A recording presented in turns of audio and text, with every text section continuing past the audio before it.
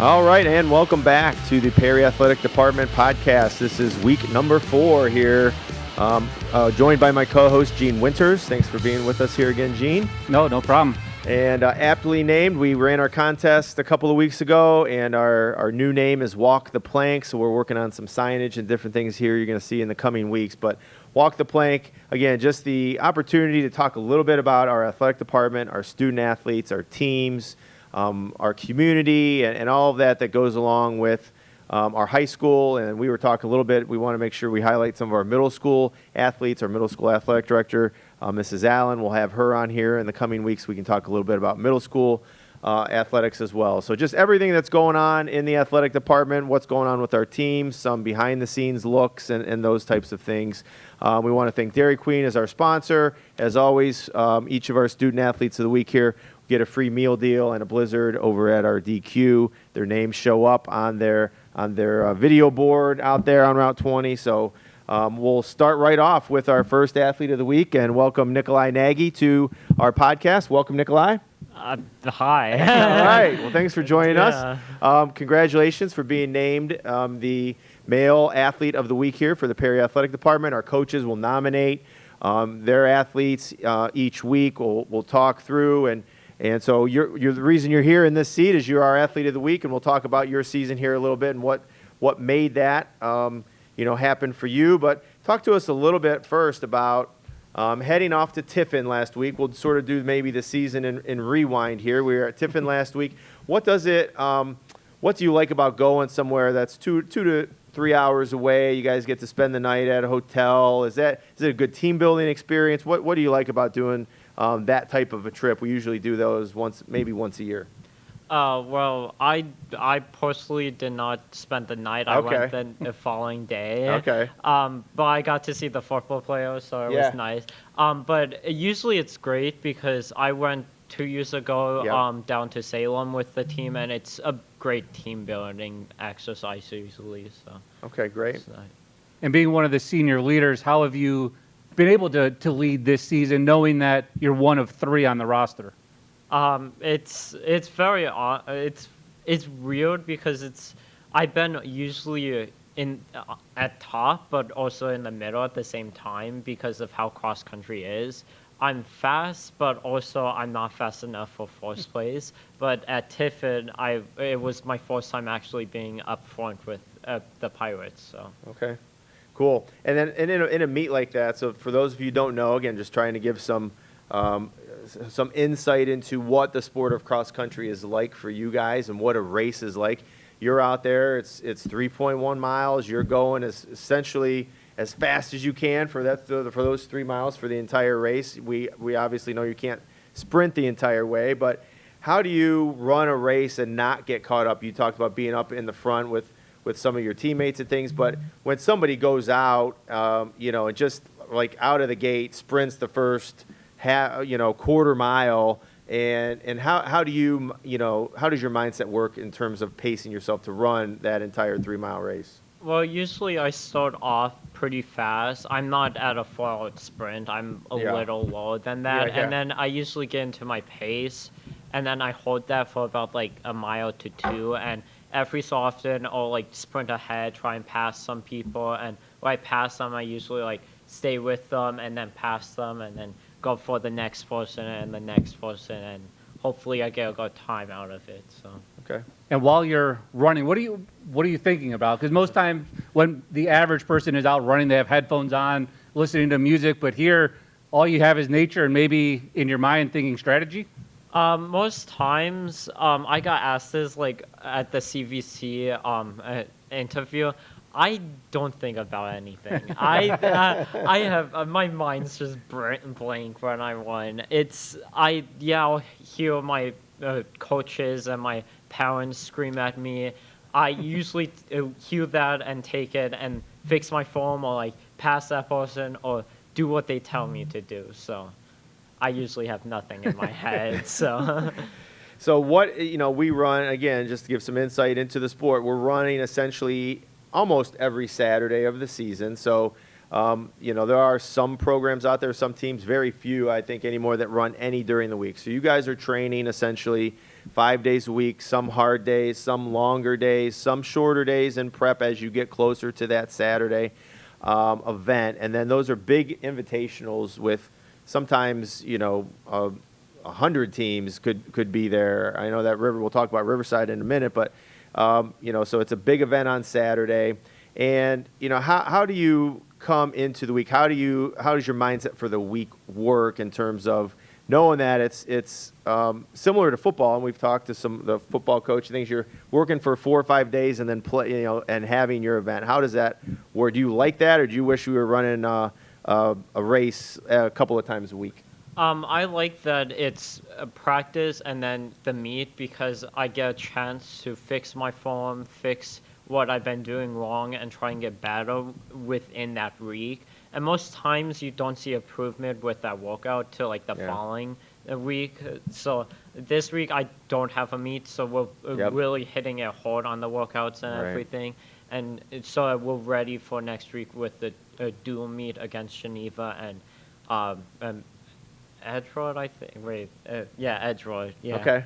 Yep. And for yourself, like recovery time, obviously you're probably not running every day, but maybe you are. Like what do you need, like a day off here? If I run 3 days in a row, I know I need a day off. Or is there a set like schedule, I guess, that you have, knowing I need to do X amount of runs to get myself ready for an upcoming meet? I usually have a base day, then a workout day, base, workout, base, and then I have pre-meet and then the meet, and Sundays are my days off. Usually I go like swimming or bike riding, where I'm still out there keeping my legs good and fresh, but also while they get a breather for a day. So. And so we talked about those invitationals, those big Saturday invitationals that we're taking part in, and they lead up to the CVC Invitational, and then obviously the district meet, which is right down the street in Madison, on the 19th of October, I believe. So we've got about a month and a half left in the season. But what is your favorite event that you have participated in your time here at Perry, in terms of, like, do you have a favorite invitational or a favorite location to run at? Well, my favorite location is Mento, but then you ask like people on my team, they don't like it because of the hills. Yeah. But I'm more of a hill guy. Okay. Madison's fine, but it's district, so you have to be focused on that. Yeah. So. And then talk a little bit about that Riverside. So you're right, Mentor was the week before Tiffin, so that was, and then our opening weekend event was at Riverside, which is a night race. Talk to us a little bit about that. What it's like running. Was it totally dark? Did you like it? How was that course? How did Riverside treat you? Riverside's very dark, and most times I can see all the holes and stuff where I'm running. But when it's pitch black out there, you can't see anything. You see these people run by you, or you pass them. It's black. You hope you get a good time, but most times you're not. It's more of like a fun meet than anything, and I don't like it that much because I like where I can see where I'm going and see the ground. Helps to see when you're running as fast as you can. So now, in the off season, are you treadmill runner? Do you still get outside and run? How do you balance when season ends? I'm sure there's a little recovery time where you just, kind of get away from it and then get back after it? Well, most times I run throughout the school year, and then at the end of the track season is usually when it's my off season, but I'm still like walking and biking, and it's like 2-3 weeks I'm off before I'm running again for the year. So. And you're a senior this year, so you're one of our leaders of our program. Do you have any college plans next year? You started looking at schools or what you're going to do, and if it doesn't include running at the collegiate level, are you still going to be a runner? Are you going to run? Has this gotten you to the point where, like, running is going to be part of my life now, and I'm going to do it at some capacity for the rest of my life? The most running I'll do is probably marathons and stuff. Okay. I haven't chosen a college because I'm going to a trade school. I'm going awesome. to a trade school in Kansas for train engineering, because no college have a 4-year term for that. Okay. So, well, that's awesome. Yeah. That's good to know. Where it says September 11th here, and you know exactly what you're going to be doing in the future. And so that sounds like an exciting opportunity. And Kansas is a different part of the country. Obviously, you can see some different things. And I always tell kids, go outside of Ohio. All right, it's okay to Yes. do and explore a little bit. So that's good, very exciting for you. All right, Nikolai, it's time in the podcast where we just ask you some random off the wall questions here. A little bit of a deep dive into Nikolai Nagy and who you are. So let's talk favorites here. Favorite food. Probably steak. I'm a simple guy. Okay. Just steak. Hey, I'm right there with you. I agree with the steak. That's good. How about if you like steak, you have a favorite restaurant then for steak? Not really. Anything I can find and Okay. have something I feel like eating that day. Okay, fair enough. How about favorite subject in school? Social studies and math. Okay. Most people like why? It's Yeah. because I can't read to say I can't spell. I can't do anything. All right, very good. There's no wrong answers here, so that's all right. How about a hobby outside of athletics or outside of running in this case? I build with Legos. Okay. Like Legos. I also Awesome. read Shakespeare. Yeah, Okay. that's counter. See? to Right. I read Shakespeare and. That's it's- something you can it's read. great. You feel Yeah. comfortable reading. Okay, a little Shakespeare. Excellent. And if you had money was no object and you could visit anywhere in the world, where would that be? I have two places. Okay. One is Alaska because Okay. I really like the cold and Okay. I would love to go visit or if you live there. And the second would be going back to San Francisco. Okay. Because I went there for the summer. It's a nice, beautiful city. Yeah. And I learned about Alcatraz. I went there. I That's want to awesome. go again. So. Alcatraz is sweet. I've Yeah. been lucky enough. It's the only place that I've been that somebody has said in our 4 weeks of podcasting, and I can agree with you. It was a cool place. It was a fun experience. So great, Nikolai. Congratulations on being our athlete of the week. Thank you. Best of luck the rest of the year. There's your certificate to Dairy Queen, and we'll see you down the road. And best of luck. Yeah, thank you. All right, thank you. All right, and we'll transition from our male athlete of the week and bring up our female athlete of the week, but sticking with a cross-country theme. Hazel Cannon will be joining us here. Welcome, Hazel. You are our first freshman winner, so congratulations. And our another first of siblings that we've actually had on the podcast. So Will was in this seat just a week ago representing boys soccer, so congratulations to you guys for representing your family and our community so well. We'll get you your certificate there to DQ. But let's just talk about, again, we've talked about the season so far. You guys are 3 races in. We're off this weekend. Like Nikolai said, it's a heavy training weekend because, we don't have anything to run in on Saturday. So a little time to rest, refresh, but also, get us ready for the postseason as well. So talk about, I guess, a little bit of, how your season's gone. Riverside, Menor, Tiffin, what's been your favorite of those 3 so far? My favorite was just this past weekend at Tiffin. I just the weather was perfect and I don't know, the course was really fun to me. Okay. What made it fun? Is it, I can't remember what Nikolai said. No, Menor was hilly, he said. So was Tiffin more flat, or that part of the state is remarkably flat over there on the Yes. western side of things? Yeah, it was pretty flat. There was only 2 really big hills that you almost had to crawl up because they were so tall. But Wow. Okay. yeah. Pretty cool. Now, how has it changed going and being a freshman this year from middle school races to now high school races? Have you seen a big difference? Definitely. Well, first middle school is only 2 miles and this is 3, so it's a big change physically of having to run another mile. But also middle school races, there's barely any people in them. So now having hundreds of people that you're running next to, it definitely helps push you a lot. How about spectators? Because, again, we hosted our middle school invitational this past Monday here at Perry, and we had a couple hundred runners in the race, but fans as well, spectators. They're at the bigger invitationals, but maybe some of those duels you ran in middle school didn't have a whole lot of people. How has it been running in front of bigger crowds as well? Honestly, I think it definitely helps because you hear people screaming out what time you're at, and it Okay. just makes you want to go faster. Now, for you, we'll go in kind of reverse order now. For Riverside being the night, how was that for you? And were there butterflies, or were you just anxious to finally get that first meet under your belt? I was definitely nervous of if I could run the extra mile, but I'm opposite of Nikolai. I feel I don't like seeing where I have to run, because then I know I have to keep going further. So it being pitch black and just following the lights helped me a lot. So getting ready for this extra mile, what did you do during the summer? Was it just I'll add a tenth of a mile this time out, or how did you get ready for that extra mile? Definitely consistency helps, like going to the summer practices, just going to practice every single day. It just helps build you up so that you're ready to run. And then, so right now you've got one of the, you're on the leaderboard in the News Herald, one of the top times in the News Herald area. They've got a whole list of runners up there. 21:42 is your best time of the year. What do you have a goal in mind for the rest of the year where you want to be?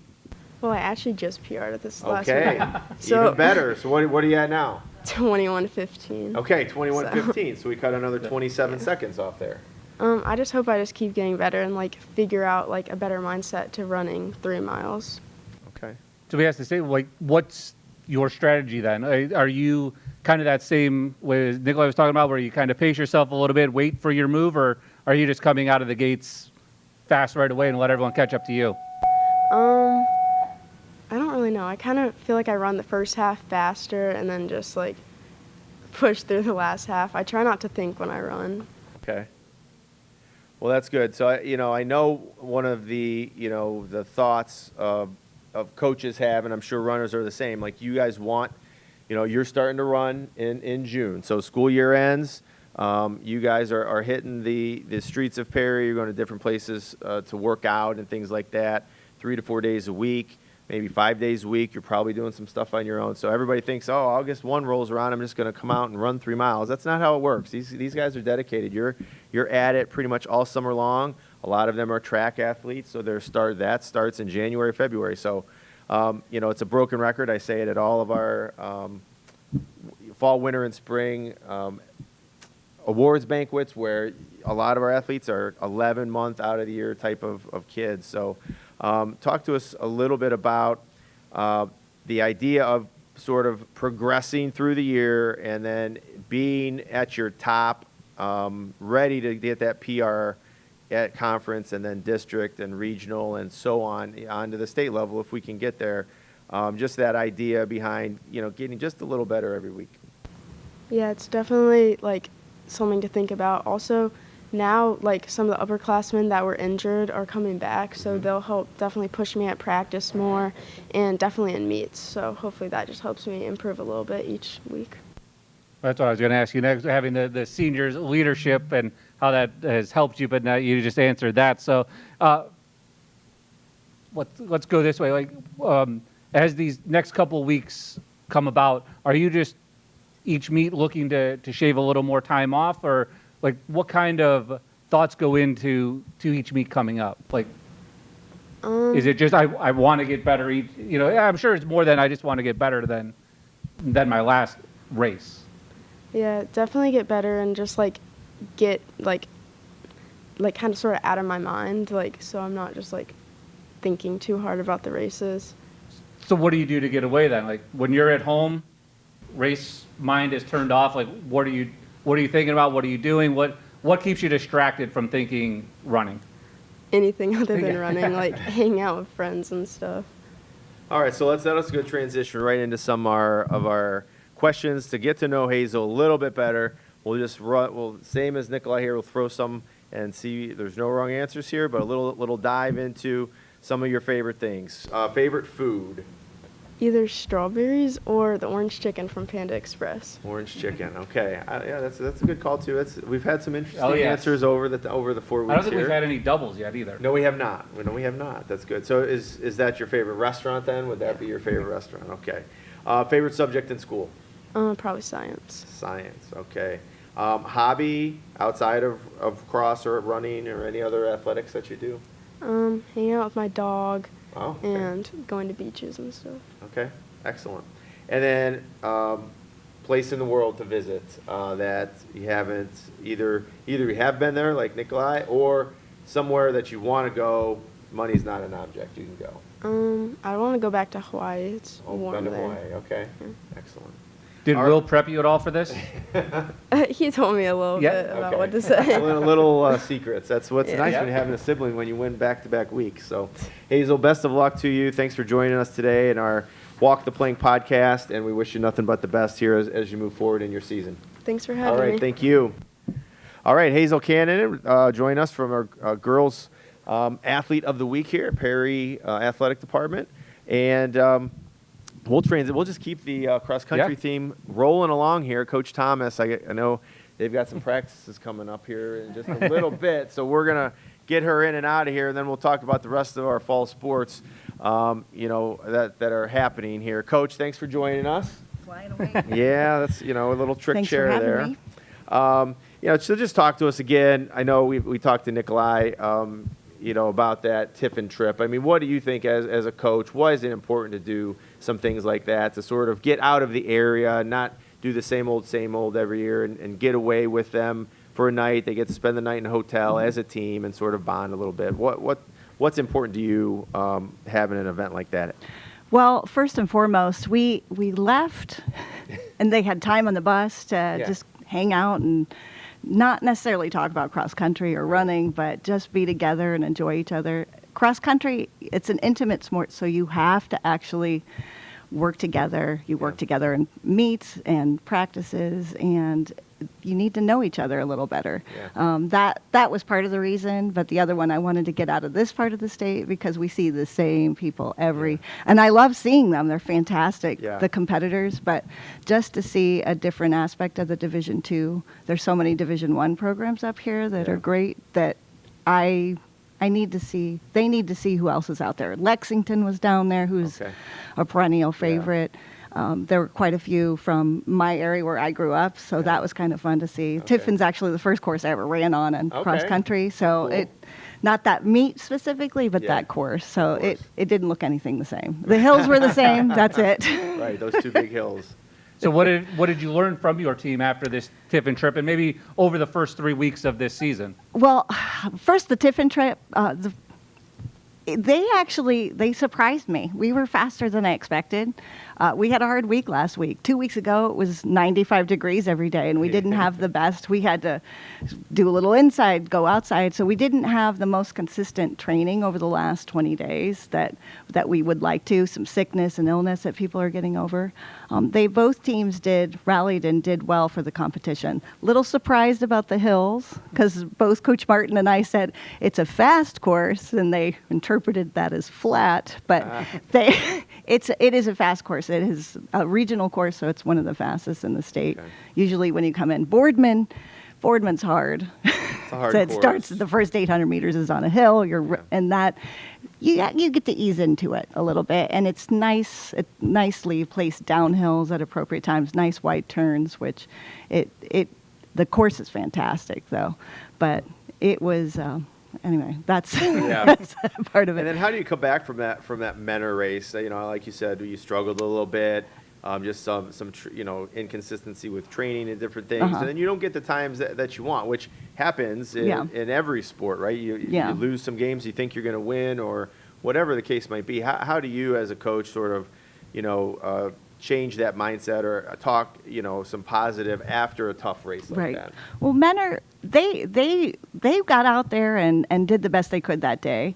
We don't have, especially our boys team, we're young. Yep. We have, 3 sophomores that they really only have maybe 8 to 10 races under their belt. So you really don't even have this resume of races to draw on while you're running. The thing with Menor, there's probably 8 of the best this year, 8 of the better teams in the state, in northeastern Ohio and just the whole state, that they're Division 1 through 3 is all in the same race. It's kind of tight in places, and you get stuck in spots, and you go out a little faster than you'd like, so you go into oxygen debt a little too early, or you get stuck behind people that aren't going as fast as you, and that kind of happened to us. But everybody had a good last mile there, so that was something to kind of hang our hats on there. I think our audience probably doesn't know, like, that Northeast Ohio is a hotbed for cross country. Very I much mean, so. It's for sure, people coming out of our district are always placing in the top part of the state, and we were always talking about, if you can get out of Boardman, then you're one of the top programs in the state, because it is arguably maybe Columbus or Cincinnati might argue a little, but it's they really would. the toughest district regional in the state of Ohio. So Very true. You were just touching a little bit on the boys team, 4 seniors. Right. Now, No, I how- didn't talk about the girls yet. So They're coming. Yeah. Obviously the leadership is there from Uh-huh. your top 4. So just give us a little breakdown of your 4 seniors. now our 4 seniors, and first I have to give a little shout out to our younger class because we have Sadie Shirelli, who's a senior, but she's not as experienced as the others, and she's really come from a place where she hardly ran her freshman year, and she's built up. Hazel had a great couple races here before the Tiffin meet, and Tiffin was great. They did that without our upperclassmen. Audrey Morganard and Holly Viss have been like hallmarks of the cross-country Yeah. program over the last 3 years, and the track program, Yep. and not having them, they've always been there. Yeah. They've always been there. Anna Holp has been with cross-country the last 3 years, and all 3 of those girls, they were all in our top 5 last year. Not having them, but they were always supportive on the outskirts. It's different though having them in the workouts and in the actual race because you base yourself out where you are Yeah.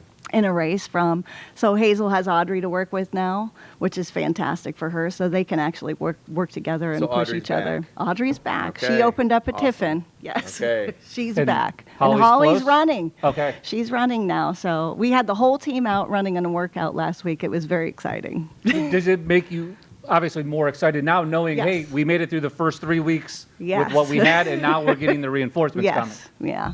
So I'm hoping Anna and Holly and Audrey Audrey looks pretty good. She's not in race shape per se right now, but we have to watch the total impact on her feet for the rest of the year. But she's probably a little better track athlete, and I want to make sure she's healthy for those 2 seasons afterward. But Holly is just like, it's nice to have her back because she's like the heart of this team. Yeah. And Hazel needs to experience time with all those kids because she's going to be leader next year, so she needs to learn from them what it's like to truly lead the team. And hopefully this is not a silly question, but being track runners, you're basically just going all out right away. When Yeah, you get measured, them, though. how do you reel them in and try to show them or get them to get to pace and with stay at this? cross-country. Yeah. Mostly with workouts and through fortunately we have 8 to 10 meets that we can work through it and work on a specific part of the race, or the first 3 to 4 meets you tend to work on the first half of the race. This next bit we'll probably work more on the mid-mile to the end. The last mile's always there, you can hang on, that's a lot of grit and heart there, but the second mile is where it's just everyone can get out fast. And that's where the workouts help us, is with that second mile. So we have to teach them. Patience is probably the hardest. So if you're a mid-distance athlete, it feels easy. Hey, I'm great. This is easy. But you have 2 more miles after that first mile. That's probably the hardest part of our job, is keeping them to stay patient. The kids that don't get out hard enough, that's also another challenge because they're a little scared they may die in the end. So you kind of have to push them, and you're working, try to balance them, putting them together. The big thing with cross country, and on our boys' side, we're a little bit too far apart. We don't have a great pack, but we have a couple. We got Landon and Nikolai up front, so we got pairs. And on our girls' team, we have the possibility of having a pack, and that pack, you just move through a crowd that you have more energy and you can work together to move, especially through the middle of a race. But you can just push people out of the way, not physically, but it's a lot more imposing. But Sarv and I always push that pack, and we haven't had a chance to really push it this year. But now that we have everyone back, we can push that, and that's probably the best way to keep them a little more patient or a little more aggressive if they're tentative. But And as far as our girls program goes, and we'll hop back to the boys here in a little bit as well, but not expectations, but maybe goals. What are the, now that we're going to get, we had 2 seniors, Holly and Audrey, that were on the News Herald watch list to start the preseason. We get them back. What do you think our goals are for the rest of this year? Where do we rank, in your opinion, in CVC and districts and all that kind of stuff? I feel like CVC, we're still one of the top 2 teams with everyone healthy on the girls' side. Right. The boys, I think, will surprise some people. Yeah. I don't know if anyone's expecting anything. We're Right. a dark horse by far, Right, and with Madison in there, it kind of throws. They still have a good amount of talent. But no one's scared, I think, of either team because they know people are injured. They're starting to, they're learning about Hazel. They're learning about Kate Farrell and Kira Haviland and Sadie Shirelli. They're starting to learn about them and how much heart those girls have. But with Holly and Audrey, those are the only two people that people really know. So they're going to Yeah. feel it there as they get in better shape. I think our goals week to week, we want to get better. I like to work at different parts of the races. So over the next 2 weeks, I'd like to work on that middle and really like push the middle and see what we have left there at the end. We've worked the first half of the race now, but we got to get that middle down so we can get to where we need to be in the last mile of the race. But those are my goals for me and for Coach Martin. The team, I just want to get better and better. Develop a pack on the girls' side, get our pairs on the boys' side, and get each player runner. How am I saying player? I'm the cross coach. I shouldn't be saying player. Get each teammate on the same page and really push through till the end of the year. And for Girls, we want to qualify for regionals and see where we can go there. Right. So I think they have. What are we at? Six times in a Yeah, row. 6 in a So row, we I got to keep that believe. So streak we gotta keep going. it going. And I want to get some boys out. I think we have talent enough. See what Nikolai and Landon have in there. We have a good newcomer in Matthew Viss and see what he has, and Noah Gromick. See how they do through, and Jose Miranda. That's Yeah. rounds out our 5. So. Okay. and how do you build the perfect runner? If Oh goodness. you How long have is- to how long model is it? this person, what are we looking for? The perfect runner. I guess I probably, if I could mix on my team, I'd probably mix Hazel and Holly together. It is, you want a nice blend of like natural endurance, a good aerobic engine, strong, injury, like resilient, and and just fearless of like once that like kind of fatigue kind of sinks in and you realize you're getting tired. That's probably the worst part of being a runner. When you realize you're getting tired, you're on the edge of wanting to quit and just pushing through that urge to quit. Having that mental resilience, that I think is huge, but then having the athletic ability. But with running, the resilience is probably number one, along with the endurance, because you have a lot of pounding to do. If you want to be good, you've got to do the miles and increase the speed and, and get strong. And I give our cross country kids, I've always said, and Coach Sarvis used to take this as like Yes. an insult, like Now you remember. it's so hard to be a cross country runner. Like I give them so much credit. I could not do it. I physically could not do it. I don't have that makeup. I don't think mentally, because it's a lot of it is mental.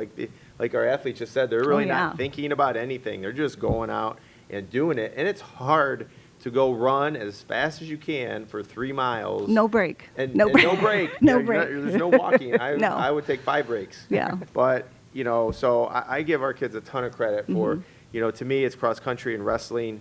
Wrestling, you're cutting weight, Right. and they're grueling, hard practices. So is cross. And so I give you guys a ton of credit for what we've been able to accomplish from a program perspective. And I know we want to grow our numbers, so stay tuned to some of the ideas we have in our off season of getting starting at the youth levels and getting Yes. some of this a running club going in the whether That it's would be just exciting. run or something where we can sort of grow that love for the sport at that young age. So you're not having to pluck kids off to the Right, sidewalk right. in 9th grade and say, hey, you want to come try to run as fast as you can for 3 It's miles? hard by then. You realize Yeah. how much work it is. Yeah, These it kids is. have come all summer.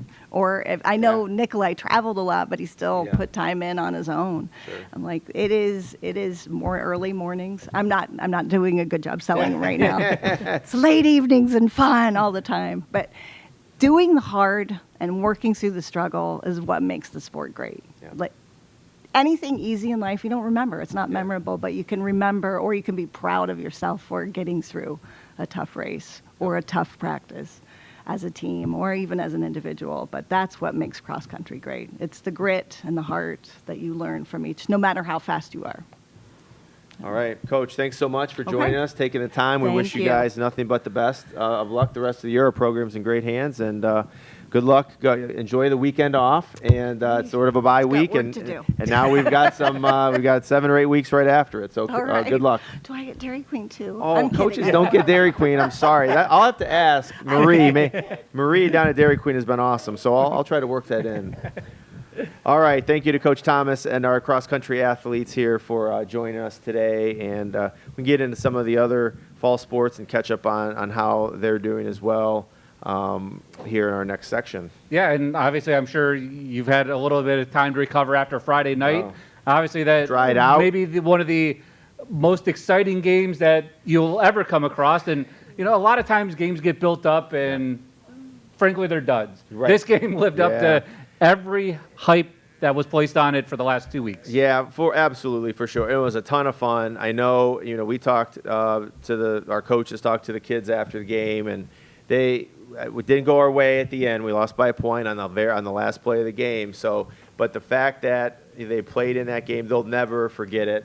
So for me personally, behind the state championship game last December, this was definitely one of the most exciting. I won't say the or even the second, because I don't want to disrespect any. I've been doing this for 24 years, so I've seen a lot of football games and a lot of exciting endings. We've had many through the years, a lot of great times, both on the win and the loss side. So this one came on the loss side, but I give Kirtland a ton of credit. They came in, they controlled the line of scrimmage a little bit more than probably what we thought.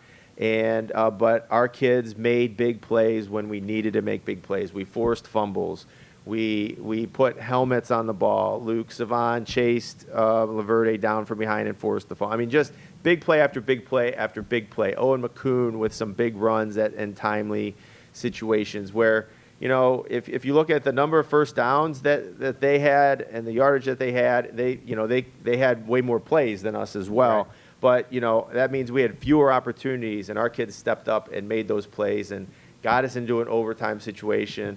And then at that point, it's sort of just back and forth. And it came down to one last play, and he did sneak it in by, I got confirmation from the chain gang that the ball was just over that goal line, broke the plane. And so the call was correct. And we give kudos for Kirtland, and I give our kids and our staff a ton of credit as well. Playing in those conditions Yes. are not a lot of fun.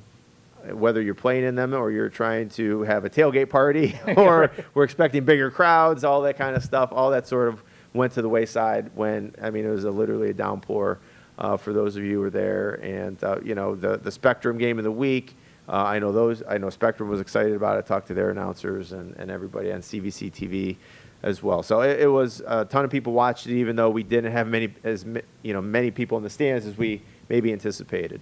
And you kind of touched on it with the weather, and this is not making an excuse Right. for it, but that's how Kirtland's built. I mean, Yeah. they're built to run, they're built to pound, so Sure. the weather kind of played into their hand a little bit. But as you talked about, the defense came out, forced fumbles, and that stand in the second overtime Yeah. at the goal line for 2 or 3 straight plays Yeah. was just phenomenal. Again, just talk about the heart, I think, of our team and all of our athletes. And I've said this to coaches across all sports that we've had here. I brag about our kids to other districts.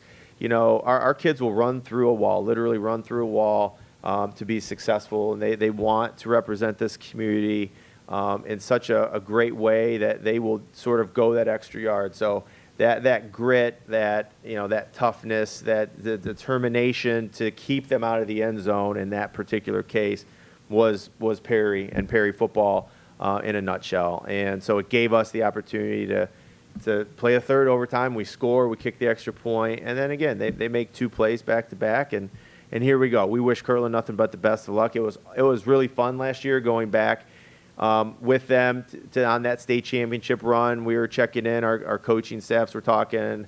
I was talking to their AD and to their administration, wishing each other luck.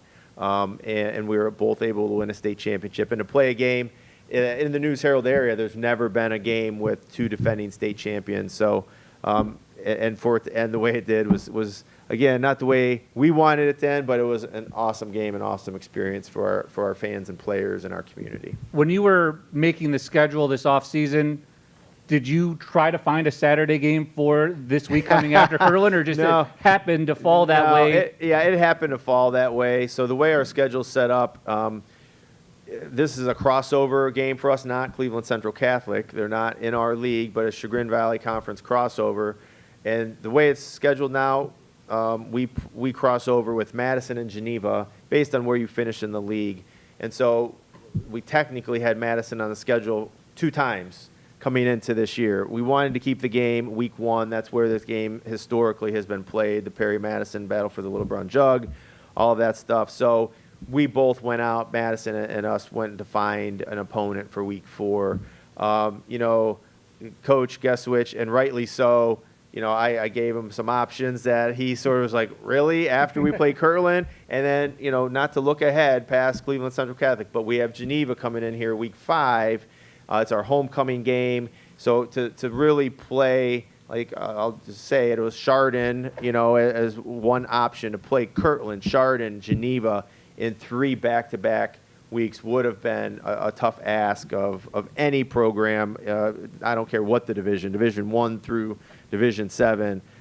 So it worked out. Cleveland Central Catholic was open. So the Saturday helped as well, give us an extra day to sort of recover. I know they gave the boys a day off on Monday a little bit to recover, but they're back at it. They're back out working hard, ready to go.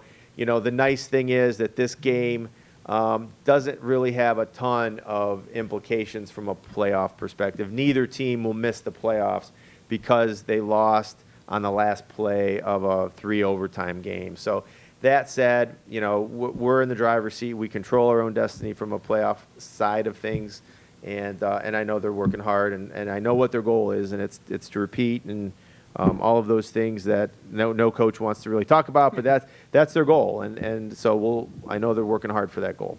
And as we transition over into soccer, they're 8th again in the top of the crop for the News Herald. Since our last time we were here, a big road win against Laurel, and then they had the win on Tuesday, a big win against Lakeside. Yeah, 9-2 against Lakeside, and then Laurel was honestly probably a little tougher than we anticipated. We went in there last year and handled things, and it ended up being a 3-2 match. But our girls need that. So we've got some matches on the schedule where it's going to be sometimes it's going to be that 9-2 type of a score.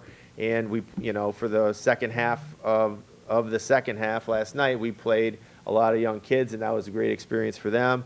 But we need those matches so we can be pushed, because later this week is Menor. And Menor is the number 2 team in the top of the crop. We're the number 8, so we're certainly not favored to win that game. But we played Hoban earlier in the year with that in mind. Like, all right, we want to play some tougher competition. Again, it's going to help us in that postseason run, because that team, like all of our teams, they have postseason aspirations to go as deep as we can, as far as we can. And you're not going to be ultimately prepared if you're playing 9-2 games all the time. So that's why we step out and play these games, and we may not win them.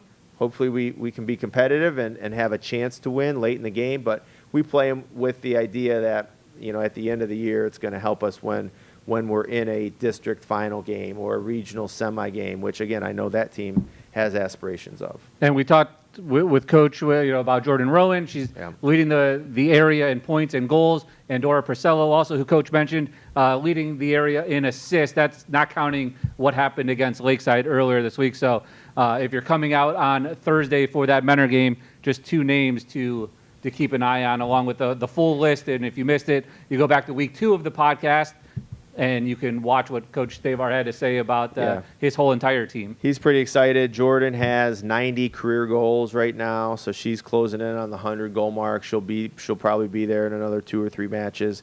And Dora leading the News Herald in assists. I mean, she places the ball, so well to Jordan and to other people, but she sees the field very well. So we're fortunate to have those 2 and get those type of accolades in that News Herald coverage area for being leaders in their certain respective categories there. Have you had a 100-goal scorer before? We do. We've had one. Okay. We've had one, Jackie Altenwig, back in. Now, Coach Stabler's been coaching for 20 years, so I don't want to. I can't guess at what year Jackie graduated. I should know that she's in our Hall of Fame for basketball and for soccer.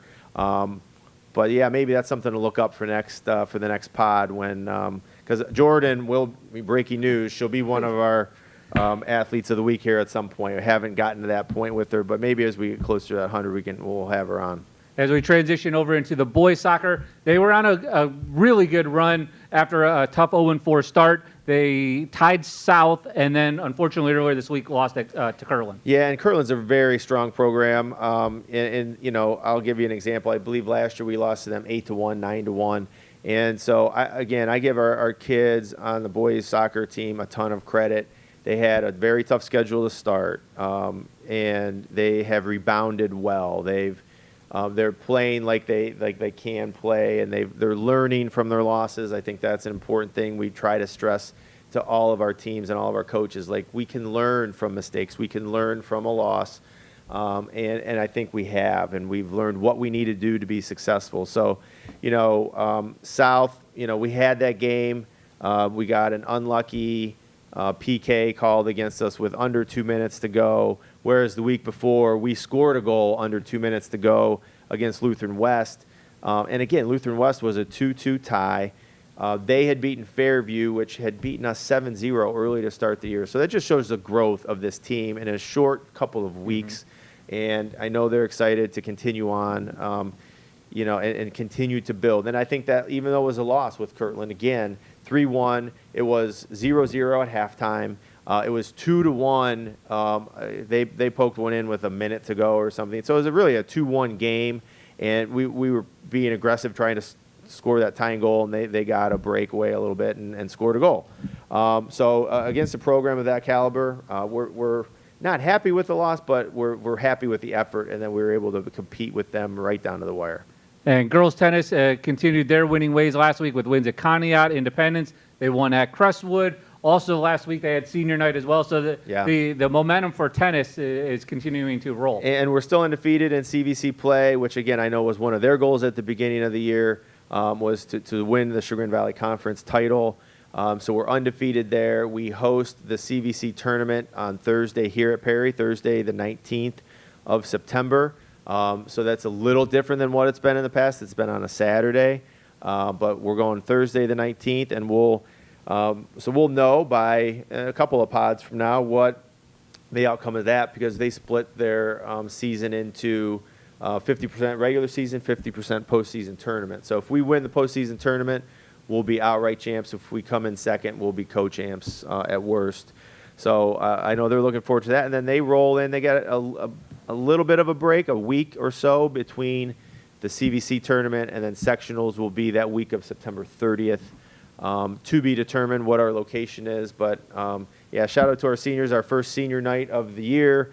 Maddie and Falvey and Audrey Austin, great kids, great families, great leaders of our program. And even though Maddie's never played a lot of tennis, just having her there as a sort of senior leader has been great. And Audrey speaks for herself. She's been she's a one-time state qualifier, a three-time district qualifier, and I know she wants to get back there as well.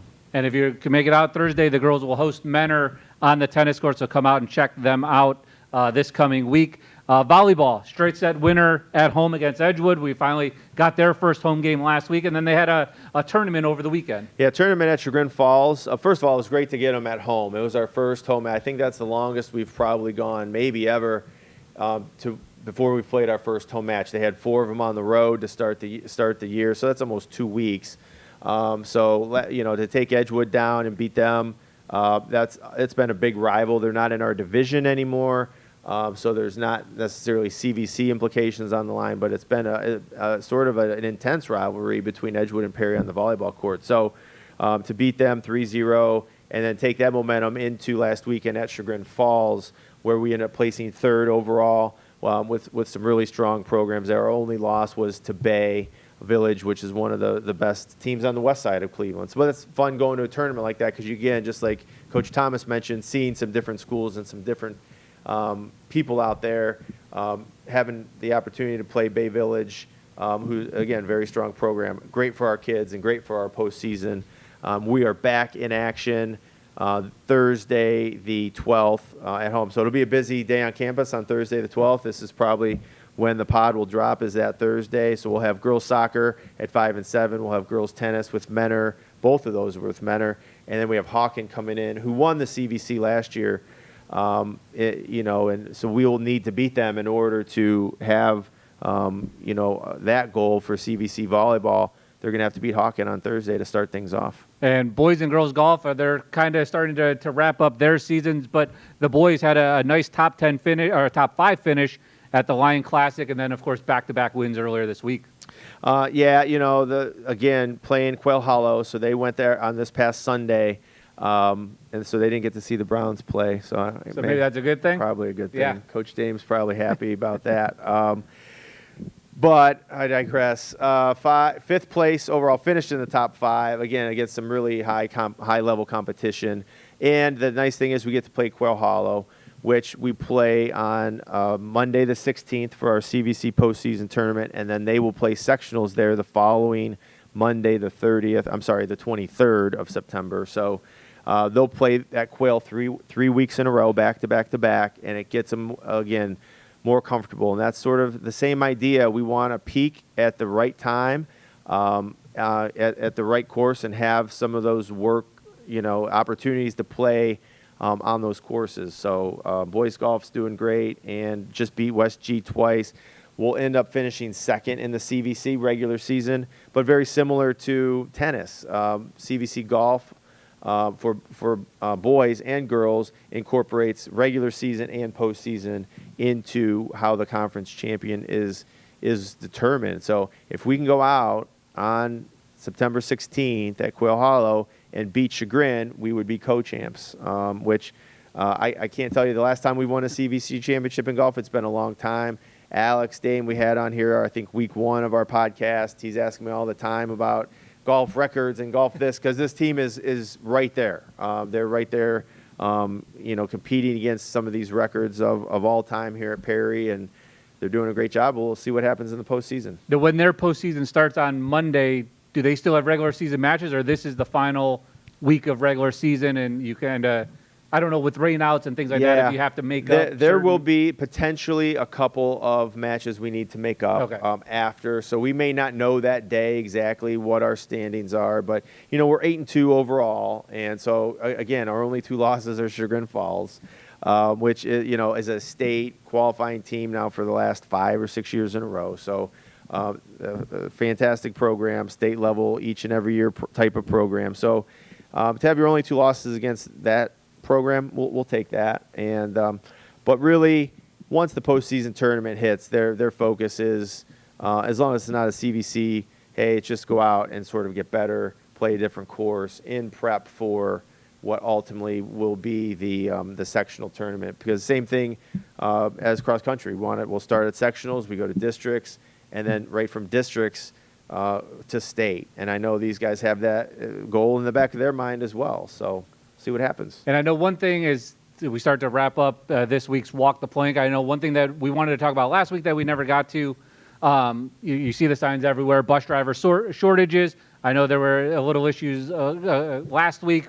Where are we there? What kind of pitch do you have to get some more bus drivers, not only for the schools, but for the student athletes? Yeah, and it's really to benefit our student athletes. I mean, really, we're not looking for anybody that has to work 40 hours a week and drive bus from 6, because I give our bus drivers a ton of credit. They're up at 5 a.m. to get to the bus garage by 5:30 to get those buses up and rolling.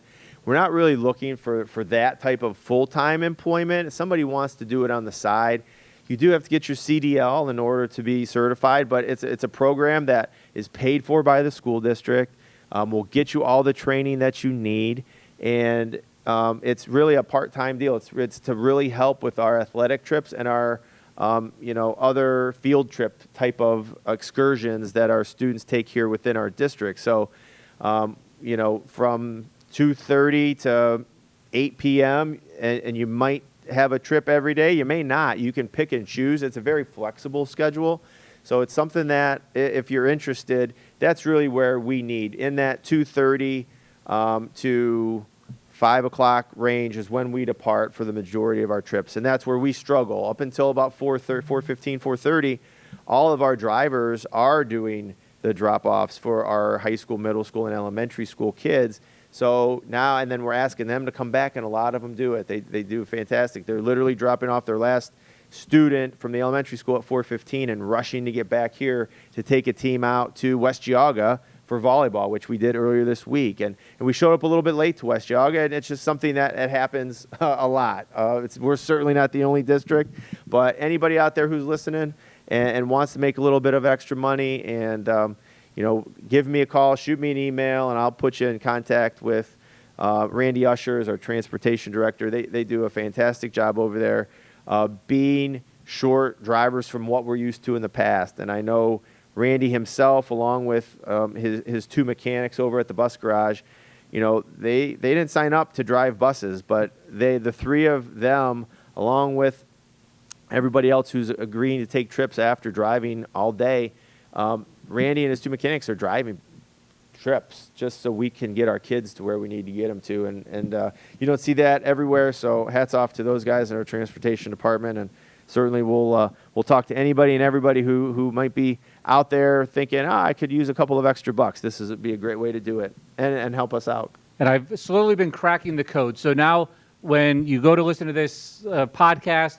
there's now another way to find it along with Spotify, Amazon Music. You can now find Walk the Plank on there. All 4 or soon to be all 4 episodes will be there. In case you missed one, all you have to do is search it in either Spotify or Amazon Music, and you'll be able to listen to this podcast and follow it. So that way when the next one comes up next week, it will notify you, and you can just go ahead and listen. So we're slowly making it there. Yeah. Apple Music is the next one. Okay, that's on my the big radar. one. It keeps giving me a little bit of aggravation here, but I think I almost figured that one out. Well, So that sounds we're good. getting closer. Well, we appreciate all that you've done to help us get this podcast off the ground and to sort of bring that spotlight to our student athletes and our teams and our coaches and out there to the podcast world. And we'll continue to grow it and hopefully grow our audience. We'll start to promote it a little bit more within the district, and hopefully people can catch on. And even if they don't listen to all 45 or 50 minutes, catch the spots that they need to. And we're going to talk about,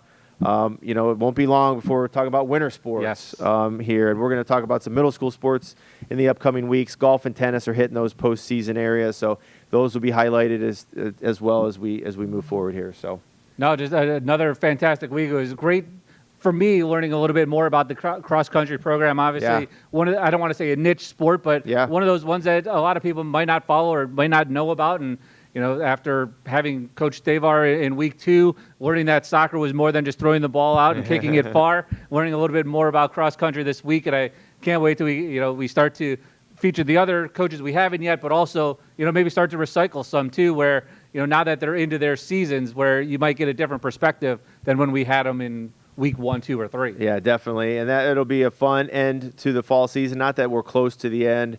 We've got at least a month left before we even start our postseason. But like you said, just to talk to some of those coaches who maybe we've had a chance to talk to early in the year, and now we're going to sort of see where they're at in their season as they are getting closer and closer to that sort of important postseason area.